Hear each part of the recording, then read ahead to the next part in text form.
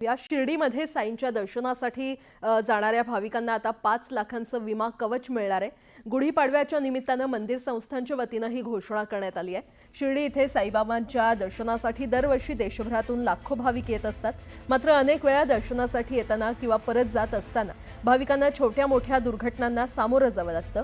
या पार्श्वभूमीवर साई संस्थाननं गुढीपाडव्याच्या दिवशी साई भक्तांच्या सुरक्षिततेच्या दृष्टीनं हा महत्त्वाचा निर्णय घेतलाय। आता साई भक्तांना 5 लाख रुपयांपर्यंत विमा संरक्षण देण्याचा निर्णय शिर्डीतील साई संस्थानच्या वतीनं घेण्यात आलाय। जे ते पायी चालत येत असतात, काही त्यांच्या वाहनाने येतात, काही रेल्वेने येतात, काही फ्लाईटने येतात।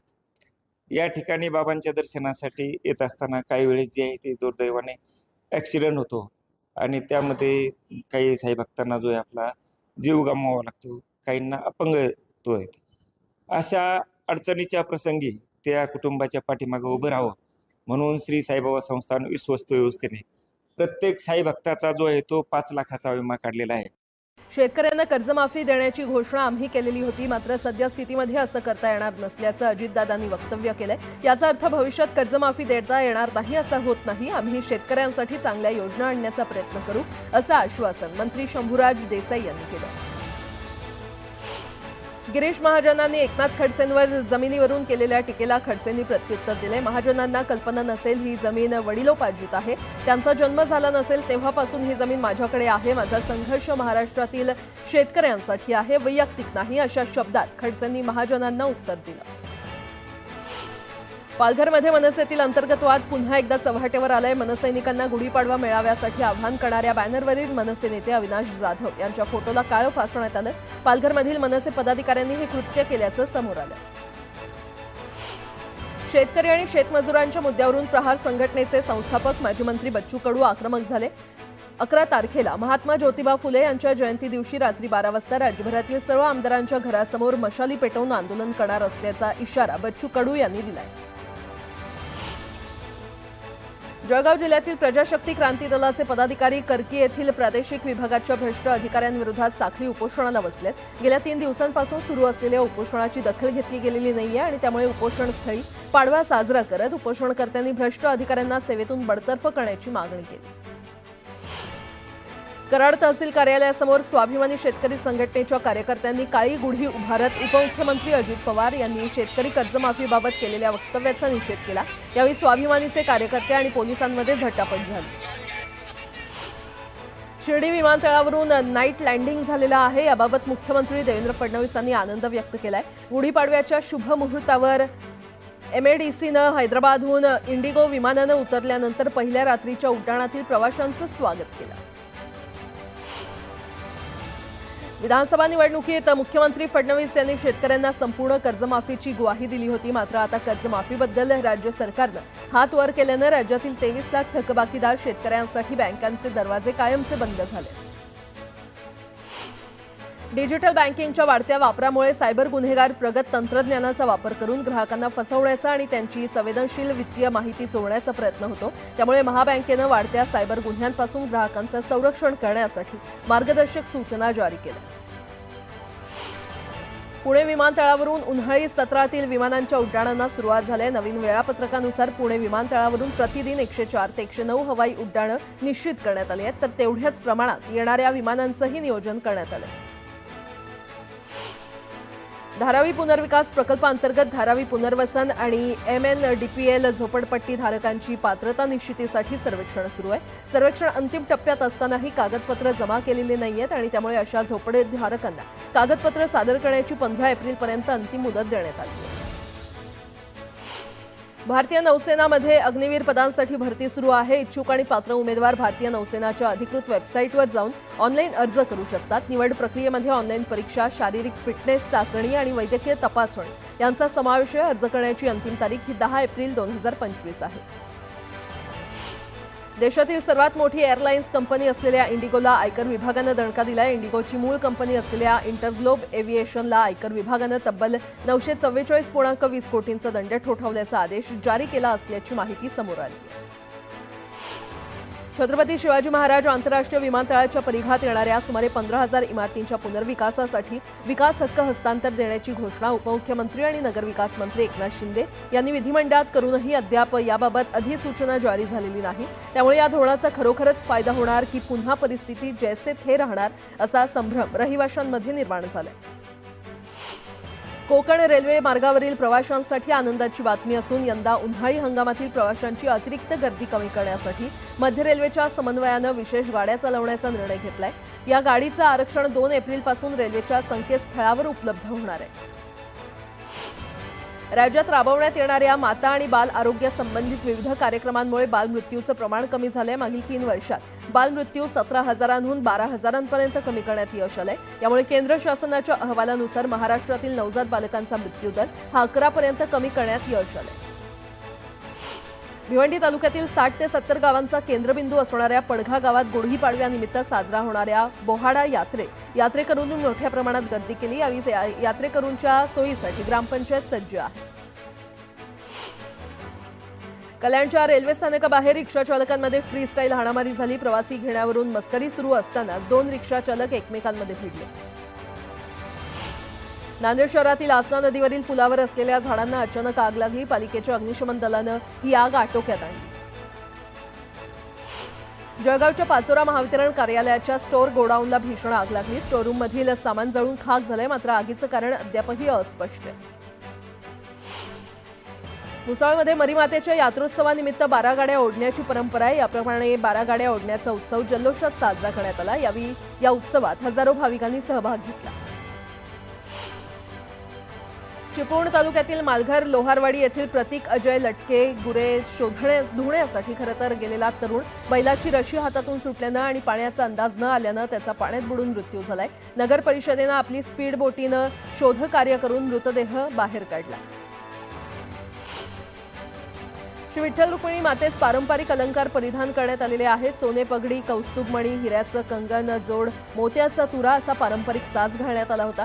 यावेळी विठुरायाचं दर्शन घेण्यासाठी भाविकांनी मोठ्या प्रमाणात गर्दी केली. उपमुख्यमंत्री एकनाथ शिंदे यांच्यावर वादग्रस्त गाणं तयार केल्यानं वाद निर्माण करणारा कुणाल कामरा अखेर मुंबई पोलिसांच्या चौकशीला सामोरं जाणार आहे. कुणाल कामराला मुंबई पोलिसांनी चौकशीचं समन्स बजावलंय. राज्यातील धरणातील पाण्याच्या बाष्पीभवनाचा वेग वाढल्यानं पाणी पातळी वेगानं कमी होऊ लागली आहे. मोठ्या प्रमाणात मागणी वाढणार असल्यानं पाणी टंचाई निर्माण होण्याची शक्यता वर्तवण्यात येते. उत्तम आर्थिक केंद्र अशी ओळख असलेल्या मुंबईची विकासात चौफेर घोडदौड सुरू आहे. 2030 पर्यंत मुंबईची अर्थव्यवस्था $1,00,000 कोटी करण्याच्या दृष्टीनं धोरणं आखली जात आहेत. मुंबई कुलाबा वांद्रे सिव्ज मेट्रो 3 मार्गिकेतील आरे ते बीकेसी मार्गावरील मेट्रो सेवेच्या वेळेत आजपासून बदल करण्यात आलाय. रमजान ईदच्या दिवशी पहिली मेट्रो सकाळी 8:30 वाजता सुटणार असल्याची माहिती MMRCकडून देण्यात आली आहे. जळगावातील फुले मार्केटमधील मरीमाता मंदिरापासून भगवान झुलेलाल यांची शोभायात्रा काढण्यात आली. या शोभायात्रेत पारंपरिक वेशभूषेत सिंधी समाज बांधव सहभागी झाले. लोणावळ्यातील कार्ला एकविरा देवीचा चैत्री उत्सव 4 एप्रिलपासून सुरू होत आहे. या पार्श्वभूमीवर जुन्या मुंबई पुणे महामार्गावर जड आणि अवजड वाहनांसाठी वाहतूक निर्बंध लागू करण्यात आले आहेत. या मार्गावर पूर्ण वेळ अवजड आणि मोठ्या वाहनांना प्रवेश बंदी राहणार आहे. कराड शहरातील ईदगाह मैदानात असलेल्या एका तरुणावर 5 जणांच्या टोळक्यानं मारहाण करत चाकू आणि कोयत्यानं वार केले. यात तरुण गंभीर जखमी झाला असून त्याच्या रुग्णालयामध्ये उपचार सुरू आहेत. 5 जणांच्या टोळक्यामध्ये एक अल्पवयीन मुलगा असल्याचंही समोर आलं. शेवग्याच्या शेंगांना फक्त 15 रुपये किलोचा भाव मिळतोय. त्यामुळे शेतकरी चांगलेच आर्थिक संकटात सापडलेत. कवडीमोल भाव मिळत असल्यानं शेवगा उत्पादकांवर मोठं संकट उभं राहिलं. दुचाकी विकताना 2 हेल्मेट देणं बंधनकारक होणार आहे. केंद्रीय रस्ते वाहतूक आणि महामार्ग मंत्री नितीन गडकरी यांनी नुकतीच नवी दिल्लीमध्ये झालेल्या ऑटो समिटमध्ये याची घोषणा केली. 2 wheeler helmet manufacturers association of इंडियानं देखील या नियमाचं स्वागत केलं. रमजान ईदच्या पार्श्वभूमीवर बेस्टनं मोठा निर्णय घेतलाय. रमजान ईद साजरी करण्यात येणार आहे तर मंगळवारी बासी ईद साजरी केली जाणार आहे आणि त्यामुळे नागरिकांच्या सोयीसाठी बेस्ट उपक्रमातर्फे 128 ज्यादा बसगाड्या चालवण्याचा निर्णय घेण्यात आलाय. गुढीपाडव्याच्या मुहूर्तावर राज्यात वाहन खरेदीचा उत्साह पाहायला मिळाला आहे. 23 ते 30 मार्च या कालावधीमध्ये 87,496 नवीन वाहनांची नोंदणी राज्य परिवहन विभागाकडे झालेली आहे. मुंबईत 9,349 नव्या वाहनांची नोंदणी झालेली आहे. लोणावळ्यातील कार्ला एकविरा देवीच्या चैत्र यात्रेसाठी देवस्थान सज्ज झालंय. दर्शनासाठी श्री एकविरा देवस्थान ट्रस्टनं विशेष नियोजन केलंय. पिण्याच्या पाण्याची आणि स्वच्छतागृहांची योग्य व्यवस्था करण्यात आली आहे. राज्यातील 8 जिल्ह्यात कर्करोग तपासणीकरता डायग्नॉस्टिक कॅन्सर व्हॅन कार्यान्वित करण्यात येणार आहे. त्याकरता सार्वजनिक विभागाने 79 लाख रुपयांच्या खर्चाला मान्यता दिली आहे. मोबाईल कॅन्सर तपासणी व्हॅन ही सेवा कंत्राटी स्वरूपात राबवण्यात येणार आहे. दक्षिण मुंबईतील रखडलेल्या आणि अतिधोकादायक घोषित झालेल्या उपकर प्राप्त इमारतींच्या पुनर्विकासाला वेग देण्यासाठी म्हाडाकडून 754 इमारतींना नवीन पुनर्विकास धोरणाअंतर्गत नोटिसा बजावण्यात आल्या होत्या. या नोटिशीनंतर आतापर्यंत 32 सोसायट्या पुनर्विकासासाठी पुढे आल्यात. या सोसायट्यांनी पुनर्विकासासाठी दुरुस्ती मंडळाकडे प्रस्ताव सादर केले. वातावरणातील बदलाचा देशभरातील आंबा उत्पादनावर परिणाम झालाय. 40% उत्पादन कमी झालं असून आवकही निम्म्यावर आली आहे. देश विदेशातील ग्राहकांवर फळांचा राजा रुसलेला आहे. यावर्षी संपूर्ण हंगामात आंब्याचे दर तेजीत राहणार असल्यामुळे सामान्य नागरिकांच्या खिशाला कात्री बसणार आहे. थकीत 4,41,00,000 पाणी बिलाबाबत नोटीस बजावूनही त्याला प्रतिसाद न दिल्यानं कल्याण रेल्वे स्थानकाचा पाणीपुरवठा केडीएमसीकडून खंडित करण्यात आला होता. अखेर वरिष्ठ पातळीवर झालेल्या चर्चेत थकीत बिल भरण्याची तयारी दर्शवल्यानं हा पाणीपुरवठा तात्पुरता सुरू करण्यात आला. शेतकऱ्यांना दिलासा देणारी 1 रुपयात पीक विमा योजना आता येत्या खरीपापासून गुंडाळली जाणार आहे. मुख्यमंत्री आणि दोन्ही उपमुख्यमंत्र्यांच्या उपस्थितीमध्ये झालेल्या बैठकीत नुकताच हा निर्णय घेण्यात आला. येत्या खरीपापासून अंमलबजावणी करण्याचे निर्देश 26 मार्च रोजीच्या पत्राद्वारे कृषी विभागानं आयुक्तांना दिले.